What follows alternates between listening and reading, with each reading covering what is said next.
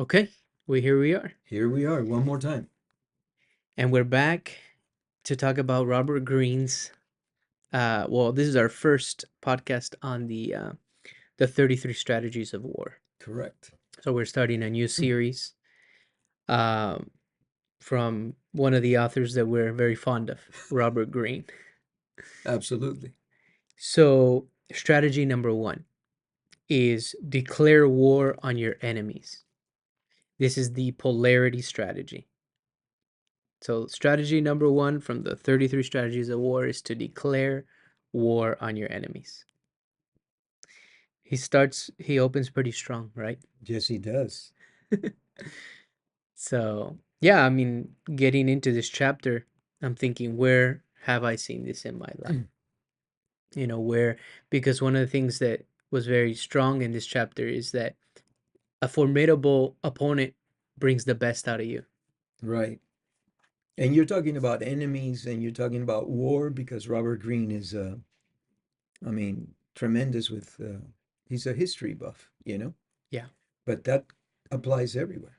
Whether you're playing soccer, you want to play soccer with people that are better than you so they bring up the best in you. We're talking about war and killing and so forth, and strategies, political climbs and business. Yeah, but it applies to day Oh, to day, it right? applies to all over the place. Yeah. But I'll tell you two things that impacted me very much. I've read this book before.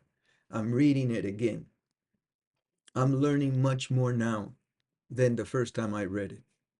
The first time I read it, it was fast, and maybe I didn't have the time to digest Mm. all the information in there. But we're doing it for the podcast, and thank you very much, everybody, for your comments. Okay. But the two things that impacted me the most are you need to identify the enemy so that you know who you're fighting. And I'm here today at the age of 66 to tell you that the enemy within, okay, it's almost if it's just as powerful as the enemy outside, if not more. In my business life, I've been able to fight the enemy from outside and in many cases defeat him. But I'm dealing with self restrained ideas that I'm destroying and shredding, Like limiting beliefs. limiting beliefs. And Robert Greene hits upon it because he says, um, be careful of the enemy within. Okay, so that was one thing that impacted me a lot. We'll talk, I'm sure, a little bit more later in the podcast about it. The other thing is that overprotective parents end up handicapping or socially uh, hurting socially and mentally their children. And that has been a constant battle with me Mm. because you want to give your children everything you didn't have, but you knew inside that that would mess them all up. And the battle is, do I give them this? Do I not give them that? They need to struggle and work for what they want Mm. because the man that or woman that gets something free is not going to appreciate what they have, no matter. I don't care how long you argue with me on that point. This is my belief, and it's my belief. You're not going to change it. People have to work and earn for what they have so that they can appreciate it. Yeah. And so those two things alone, I think, are golden nuggets. But the chapter is full So of tremendous you things. said that one of the things that impacted you a lot was the enemy from within. Yes. What would you say one of the examples, one of the things that you had to overcome from within, something that was bringing you down, let's say? Let's talk about, I've always had people around me that I could ask because they've been employed by me. Please do this for me on the computer. Okay. And over the years, I did less and less on the computer and I asked for more and more favors. And I saw that my computer skills were diminishing to the point that they were making me um, ineffective. Mm, Okay. And then I developed somewhat of a fear, every time I had to do something with the computer. yeah. Okay. Today I'm taking 2 computer classes. Okay. Because you need to attack the enemy. And the enemy was me. I was lazy. I had people around me that could do this work for me. So I thought my strength lies somewhere else. But in thinking that, the diminishing abilities, Skills, yeah. skills, I think affected me terribly. It's So it's going to interesting. be one of my best years ever. Fear was the fear of maybe making a mistake. I've Fear seen of it. swimming, fear of No, but whatever. particularly what you're referring to is computer. The fear Yes, of I making am. a mistake on the computer Yes, or with technology. yes. And I've seen that, and so it's an obstacle It's that an you have. obstacle. It's a but And I never, like the other books that Greene talks about, and the what is the laws of human nature or right, but that the Greeks were, what's the word I'm looking for? That were always quoting Stoics. yeah. The obstacle is the way, right? My advice to everybody out there with this age of mine that I've attained is attack whatever your obstacle is. Obstacle. Yeah. Because you're going to do nothing but grow. Once you face things, that's the first step. Yeah. Um Grant Cardone, he says do the thing you want to do the least and get very good at that because that's where the money's at, right? He's talking about in business. Well, Mike Tyson said something similar. I think Mike Tyson said, do do the thing that you like least as if you liked it the most. Mm. Something like that. He's been quoted. I mean, he's incredible, Mike Tyson. So declare war on your enemies. So to bring it to like day-to-day situations, Identify your enemy first. identify your. So I remember you bring, and I remember seeing this somewhat, but you would talk about one of your competitors in business Mm-hmm. that was copying a lot of the things that you did, and you Very frustrating. very frustrating, but they were also very good at what they did, Yeah. right? And you had to constantly be trying to improve your game, and then he would copy, and then maybe he would do something, maybe you would copy, and it was a battle. And I remember you would be in the same circle in different events. uh you would walk away from one person, he would go there, or you guys were both going after the same business in the insurance business.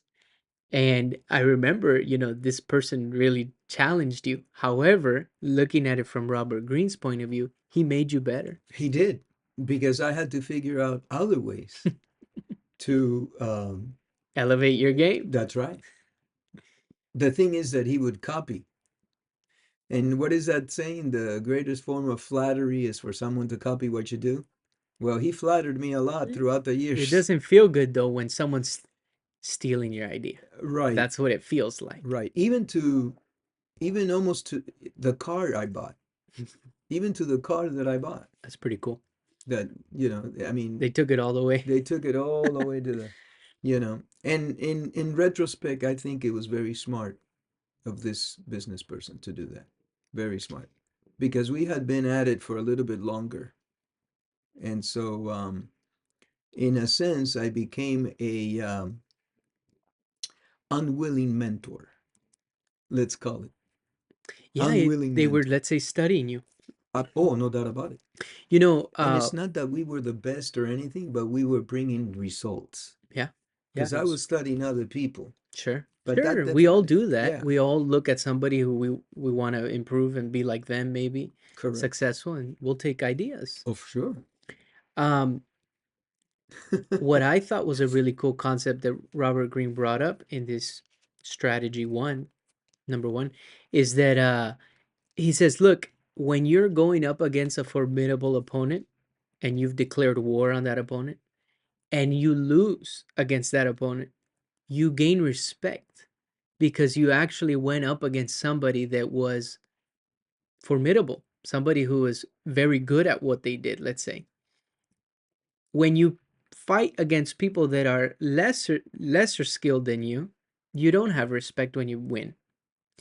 Now, if you beat that person that is a formidable opponent, then you gain even more respect. But you Correct. still have gain respect when you lose against them, because you're gonna try and rebuild and potentially fight against them again. We're talking about not physically always, right? Right. He does bring up Xenophon, Xenophon.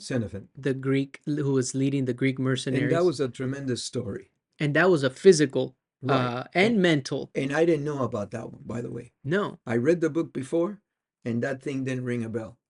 There you and go. You see? yeah, and what he gets into is that these Greek mercenaries were hired by the Persians, Yes. but what they didn't know, they were hired by Cyrus the Great to go fight against his stepbrother. Correct. What they didn't know was that they just thought they were going to fight some different armies, and then when Cyrus the Great gets killed in this battle, all of a sudden these Greek mercenaries are caught in the middle, and Xenophon was the philosopher Greek he takes charge because they were lost. Correct. They were willing to give up, and they were just going to be killed by the Persians because they were going to go against them. Well, the thing is that they were weak mentally. Yeah. Their frame of mind was not in the proper setting, so to speak. And so, what could you take them and accomplish with them? Not much. Yeah. Because if your mindset is not one of victory, you know, and Yeah, in they were fact, just gonna lay and get killed. that's right. And Robert Greene talks about it too in this chapter. He says the goal is to reach victory, not justice and balance. Hmm. I mean, those things, those little phrases, folks, you have to read the book, folks. As much as us and anybody else tries to do a compendium type of thing on a chapter, Well, you're I never going to receive the true value until you read it. Buy yeah, the book. I agree. But Keep it. Keep it as a library thing. I don't even look at this as a summary or compendium. I look at this as more like, how does it relate to experiences that we've had? I think the examples that he brings in are great, but they're historical examples. Correct. Day to day, real life, how does it apply? And I think that's where we put our own take to it. But one thing on this story about Xenophon, he makes it very clear, and that's what you said at the beginning that Greene says. Be clear on who is your enemy, and now you Identify. have someone to go fight against. Right. And that's what Xenophon did. He said the Persians are our enemy.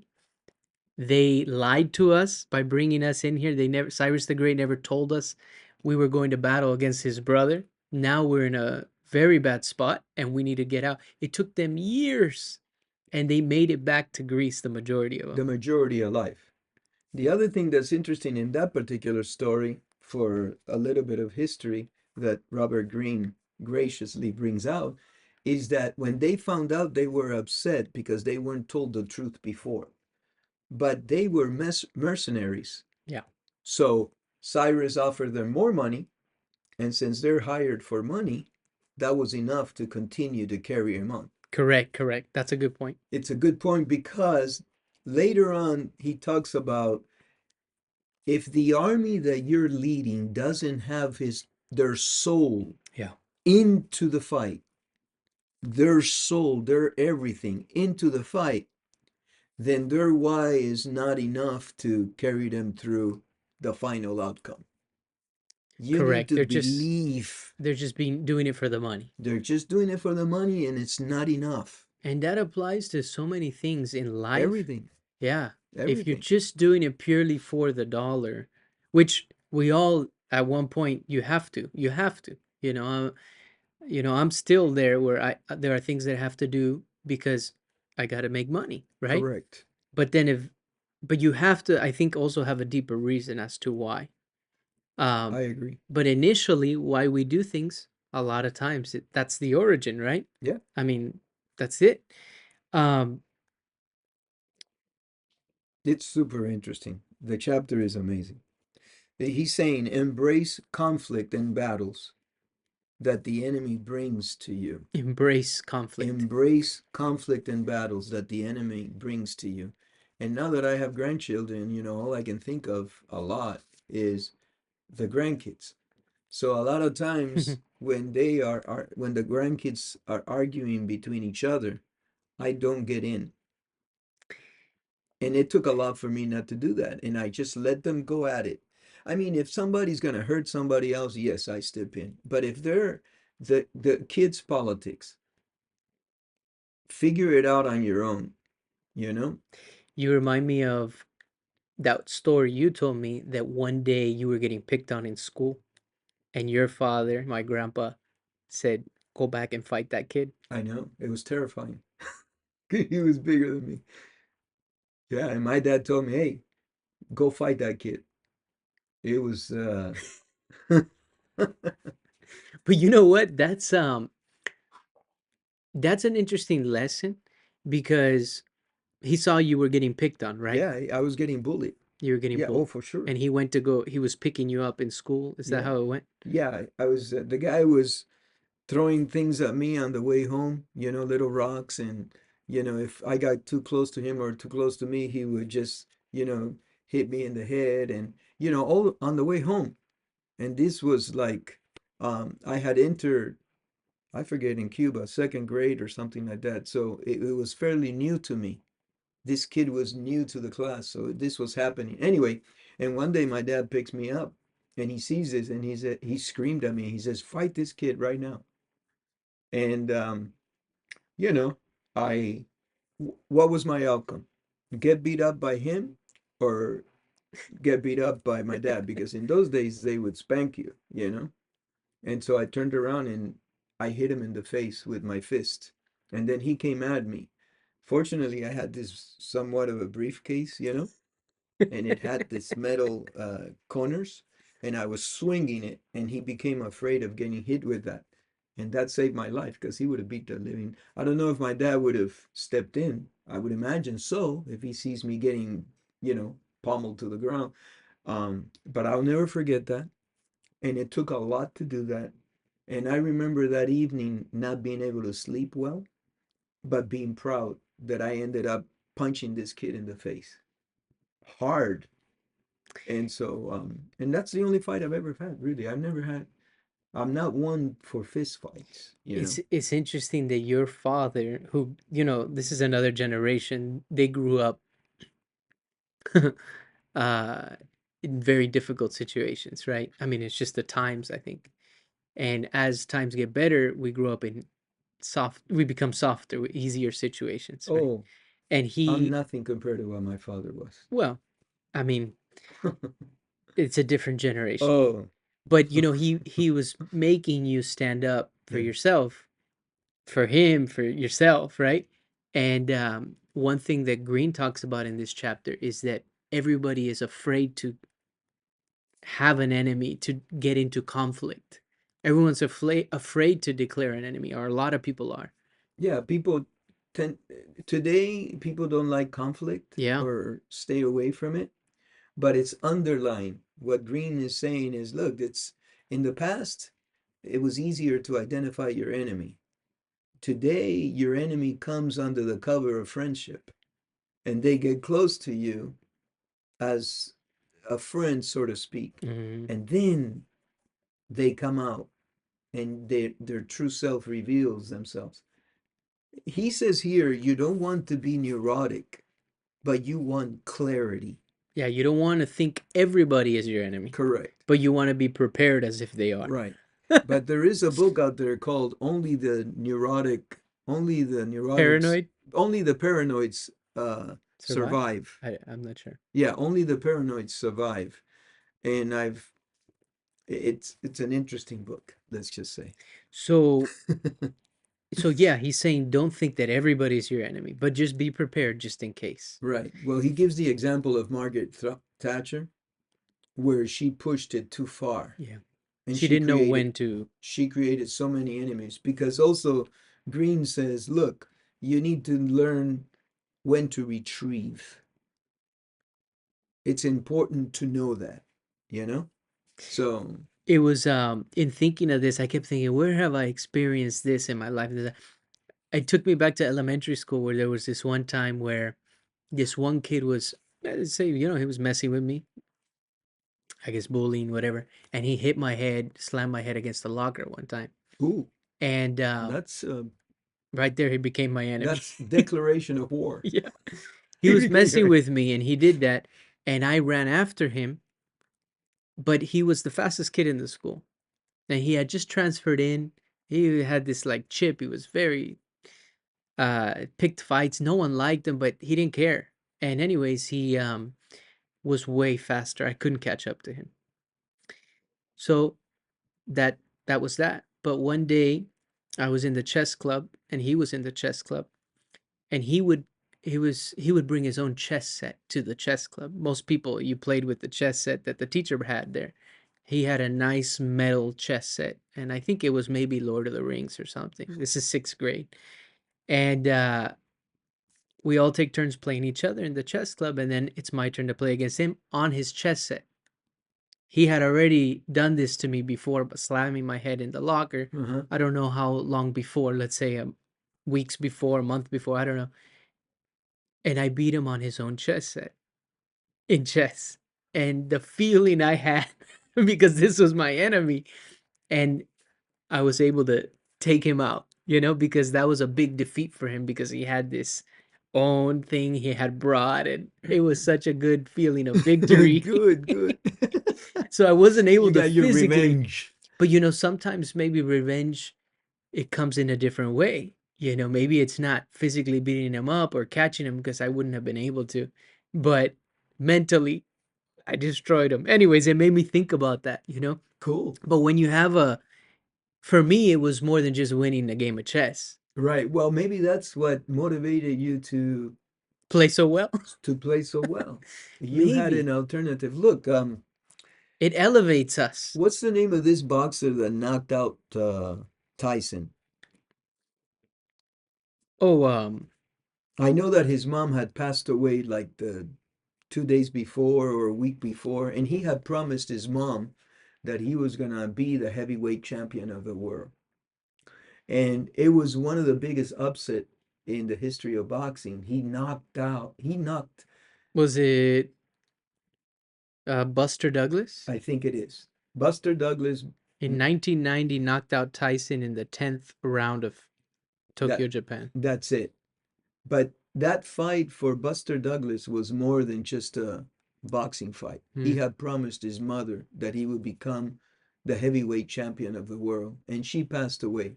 So he did it for her and for him, Wow. but he did it for her. Yeah. Wow. And his mom had passed So away. he had a stronger why, That's correct. stronger reason That's behind it. Yeah. correct. Man, it's very interesting. This idea of being clear on who your enemy is. I mean, I was thinking about it in today, like even in business, in the business that we're in that I'm in, who's my enemy? And I couldn't particularly place a person or a company or anything necessarily. Well, Maybe it's I would propose it's you. I would may, I was gonna say maybe it's me, Yeah, I would. my limited beliefs. Well, absolutely. You need in so in this real estate business and in the area of commercial business, Yeah, commercial real estate, you know, we need to continually improve. We need to learn every day. We need to look out to see who's doing the right things and the better things and look in and and look in. what limitations am I putting on myself? That's right. I Because I residential is easy for everybody, right? yeah. And commercial Well, is, not easy, but well, but I would agree that I think it's I would my say, mental blocks. yeah. My And mental block. like there's nothing. I'm here to tell you today that I'm doing things that I never did before. Hmm. Okay, and I have the time to do them now. I'm able to do them economically speaking, and so it's a great feeling. It's a great feeling to be able to accomplish them You're attacking the enemies, from multiple enemies with, let's say, within. within, yeah. Yeah, And you're actually seem the progress because you've improved in the Right. areas that you've chosen to focus on. Fortunately, I'm still mentally sharp because that's another thing, you know? That's another reason why I did it because I've never been this age before. And I'm getting older by the minute. And so, you need to stay focused. You need, keep Yeah. all these things away like Alzheimer's and stuff like that. And I believe that the only way we're going to be able to accomplish that is by staying mentally alert and learning. Yeah. One of the things that I think when he's saying you have a clear enemy, you have focus. You know, a lot of times you'll bring up things because you're in a different place in your life than me. I'm still in the growing. You're still in the growing, but in a different way. And I say I'm focused on one thing right now. This is the task at hand for me. I have a great deal of respect for you in that sense Well, thank you. But um, that just feels like because I'm that's, all over the place. I feel that's what I need to do. I Right. need to be singular. Well, I'm learning a lot from you. Well, I got to tell you. likewise.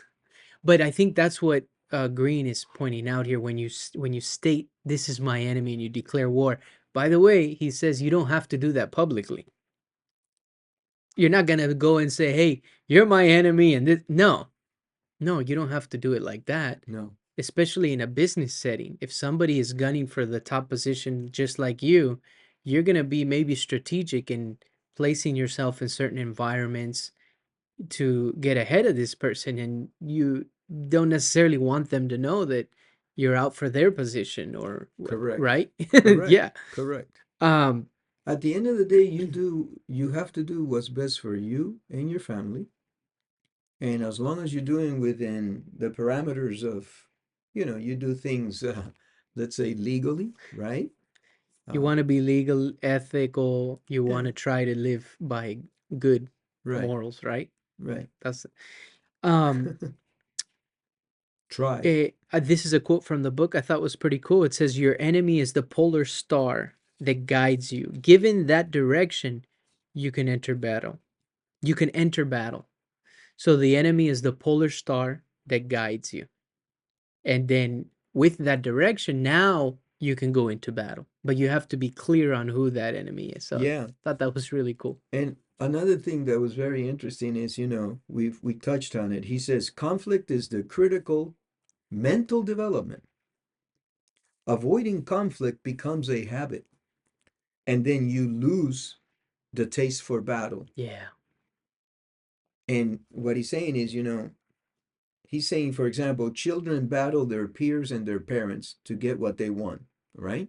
But in this fashion, they learn and adopt, and they deal with problems in life later on, and they succeed. Mm-hmm. So he's saying, listen, conflict is part of life. Right. Let them have it. Let them figure it out. Like Jordan Peterson says, don't stop your children. Don't stop your children when they're doing something dangerously carefully. You know, I know I'm messing it up, but that's the gist of it.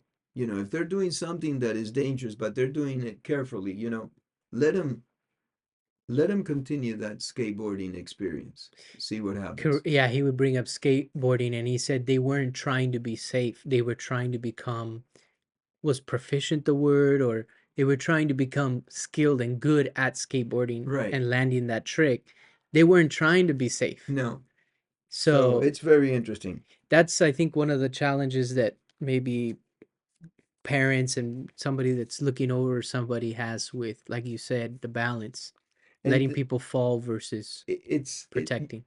well, yeah, it's very difficult because as a parent, you want to, But you take know it. it's the wrong. What is that? You gave me that example of the butterfly. You Yeah, remember that one? yeah. Can you say that real quick? The That's the butterfly, when it's getting ready to get out of its cocoon, it needs to struggle to open the cocoon to develop its wing strength. If somebody helps it get out of the cocoon, it hasn't gone through that process, that challenge of opening the cocoon and strengthening on itself its own. on its own. And so it won't survive. That it needs to go through that very difficult process of opening up the cocoon and strengthening its wings to be able to fly. And if somebody helps it, it won't survive in life. Yeah. See, that's you can't get any more clear than that, and it'll bring a lot of controversy with a lot of mothers and fathers But that try how do to. you know in the moment when is this him strengthening his wings versus when is this your child really actually needing your help, you know? Um, I mean, a long time ago you oh, go ahead. Go ahead. I'll let you it's answer that one. I well, I think it depend. It's going to be up to each parent, mom and dad, to figure it out. I remember one time somebody telling you, "Oh, I kicked my kid out of the house." Yes, And you at the time I don't think you could comprehend why. I did not. I told him you just made the biggest mistake of your life, and he corrected me. He said, "No." He said, "Pablo, you're weak. You are weak. You need to be able to do this." He was taking advantage, and I need him to learn. And this is a lesson. I kicked him out. Wow. Um, I don't know that I have the wherewithal to have done something like that, you know? Because when you kick your son, in this case, it was a son. Yeah. First, I don't know that I would be able to do it to a daughter, okay? I don't know that I would be able to do it to a son, but in this case, it was his son, and he kicked him out, and he ended up getting his act together, Oh. and the son got his act together and came back and asked months later to see if he could come back home. And now he was coming back home with a list of priorities and things that were mandates that he had to abide by, such as you keep everything you touch clean, you keep your room clean, blah, blah, blah, all kinds of stuff. Uh, And the kid was and the hours that he what? had to be at How old home. was the do you remember the kid? When he got kicked out, I'm going to say he was like 19. Yeah. Yeah. It could go either way, It man. could go either It way. could go either way. It's a big risk. You know, it reminds me like when you're playing poker and you go all in. Mm-hmm. That's not a bluff. I mean, you're all in. You're all fully Well, it could committed. be a bluff, but Yeah. if you get called, you Well, better you better have be the able to live with the consequences if something happens to that kid, yeah. because that kid is 19 and he could have taken the wrong path, Yep. and that's a problem. Yep. But he says that your enemy can fuel you, can give you the fuel that you need to move forward. So it's very interesting, and he Now, brings out different examples like Mao Zedong and Ling Yao. You know, that's another thing when somebody's really praising you a lot. well, that's actually what I was going to bring up right now too. How to Okay, distinguish a friend from an enemy. I think you can let your gut, your intuition come into play. Yeah. Don't turn it off. Trust it. Yeah, Trust. because I've had times when I wanted to do something with someone, and I took some, I don't want to call it crap, took a little bit of crap from that person, and it ended up backfiring on me. Stay true to yourself. Listen to your gut, your intuition. If it's telling you that something's wrong, back off Mm. a little bit and take a look at the entire picture. Analyze it, see if it's something that is worthwhile pursuing. I've made mistakes like that. Yeah, sometimes we're so set in, let's say, our way and Yeah, decision that we don't listen to what our gut's telling us. correct. Intuition. Yeah. I remember while growing up, my uncle telling me, beware of the man that shakes your hand more than once. I grew up with all these things, man. I'm all messed up. Yeah, it's a little too much. They're making a little bit too much of a point that they He like would you. tell me that. He would tell me that a lot. He It's a would tell me, hey, simple, be careful the guy that shakes your hands more than once. You shake hands once, that's it. You come back and again, yeah, watch out with the guy that's yeah, if somebody's praising you too much, question that. Be a little, what's going on what's with that? what's with that. What Patrick do Bet they want David says from that a lot. what do they want from you? Right. They want something. Like the other day, your brother called me up at 10 o'clock at night. I knew he wanted something. I knew he wanted something. He didn't come out and say it right away. Hey, how you doing, Dad? This and that. It was past 10 p.m. This and that, and Something hey, how you told you. doing? How's your day? This and that. Yeah, yeah, yeah. Then he And hits you I'm with. thinking, Then he hits you over the head. get to it, man. It's I'm coming. get to it. Yeah, trust your trust your instincts and be on your guard. Uh, Um, I thought it was an interesting point where he brought up if you're not sure about someone, you provoke them. that's That's a little Machiavelli now. Now we're talking like you're being very I strategic. wish I could say I've done that in my 66 years. I don't think I need to think about that one, but If you're to not provoke sure, them and they come out and you can really tell if they're your enemy or not because right, they're coming out attacking. angry, emotional, the reaction. Yeah. And that's what another thing he says. If you get somebody into a fight and they're emotionally involved, they usually can't hide, they can't shade that feeling that they have for you. You're going to really find out if they're your enemy or your foe or friend. Wow. It's, If you have I any mean, doubts. And then, he says, well, if, yeah, I can't think either of a situation where I've done something like that, maybe accidentally triggered somebody and gotten a reaction I from wish them. I was that wise and Machiavelli. Yeah, I don't think I've done it intentionally either. Yeah. But he brings out a lot. He says, the samurai would fight the toughest opponent so that they could gauge their own skills. Yeah. And that reminds me, I don't know enough about boxing, so I'm just going to make a comment off the cuff, but I'm no authority whatsoever, so I don't know what I'm talking about. But a lot of people have criticized Canelo, Mm, and I've seen criticisms where they say, well, he fought this guy, and maybe it's envy, because envy is the production of a lot of these type of comments. But I've seen so many people say it that they say, he's fought opponents beneath his level. uh, He's not picking the opponents that are really gonna be a real, real tough fight. yeah. And so, but I've seen some of his fights and they're fantastic. But some I've people, also heard that about Mayweather. I'm not a boxing, huge boxing guy either, so I wouldn't know if that's true or not. because in Canelo, what I've heard is, look, he fought this guy. Yeah, he was excellent, but he waited till his prime passed Hmm. and then fought him. Right. And so, Same with Mayweather when he fought Pacquiao. okay, That's from what I understand. He waited until Pacquiao already was. well, that's a strategy. It's a strategy to win, It's a strategy to win, and not necessarily to see who the best is in their well, prime, but it's a there's a strategy lot to of win. money at stake, Yeah. um, and Yep. you can do a lot of good with money. So it's there's a lot of factors that come into play. However, But if in it the were old pure days, sport right? without the money piece to it, but it doesn't. That doesn't exist. No, I don't know of there's a lot anything. of politics that go into everything. Yeah. Yeah. But in the old days, the samurais wouldn't give a darn. They fight, and this is a usually I would say it's a fight to the death. So Yeah. yeah, you come out with I mean the guy because they're both good. You're gonna get cut and this and that and whatever. So, Yeah. but it's very interesting. I mean, he comes up with all kinds of stuff. Yeah.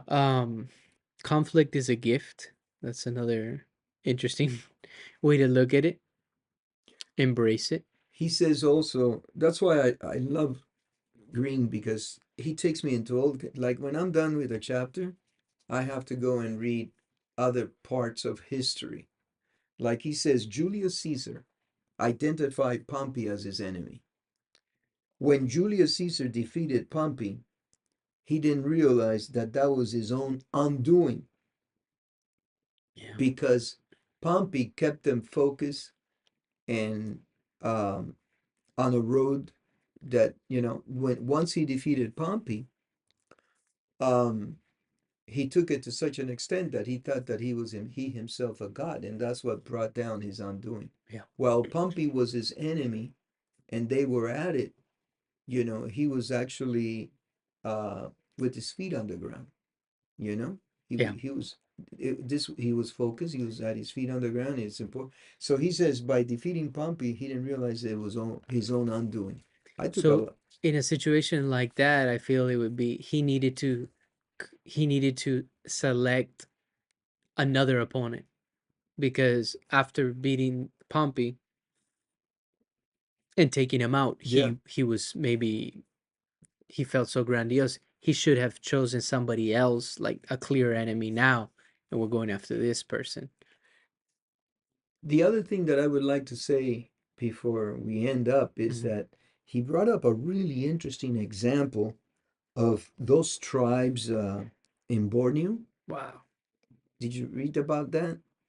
It is really interesting. He says, um, it is better to be more warlike in life than to be peaceful in life. And he says, you would think that the person that avoids conflict and is peaceful will have a better, more productive life. But the case is exactly the opposite. And you can see it by studying those tribes in Borneo. He Where is says that Borneo? Where's that? Borneo is in Indonesia. Oh, okay. And he says, look, um, by being ready for fighting and being warlike, the ones that are warlike are superior in every sense of the word than those that are peaceful. He's talking about tribes now. He says their houses are built better, they have more moral qualities, they're physically stronger and mentally, and they're braver.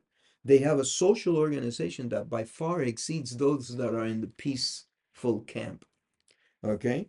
They're firmer, more efficient. They respect and have obedience for their chief, which gives them a structure that balances the entire. So he says, be warlike. That's the message, I think. If I'm wrong, you guys correct me. No, This is no. my interpretation. Be I warlike. but he was explaining that those were the tribes that were at the was it at the ends of the oh no, in the middle. Those were the tribes in the middle of the river, I believe. No, the ones, as you travel up the river, they become more warlike. So the ones that were in the coastal areas, they were the peaceful ones.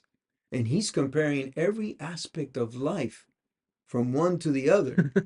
And the ones that are warlike, be ready for war, guys. Yeah, Be ready for their conflict. Don't be afraid. That's the structures were message. built better, the houses were built better, Every everything was sense, better.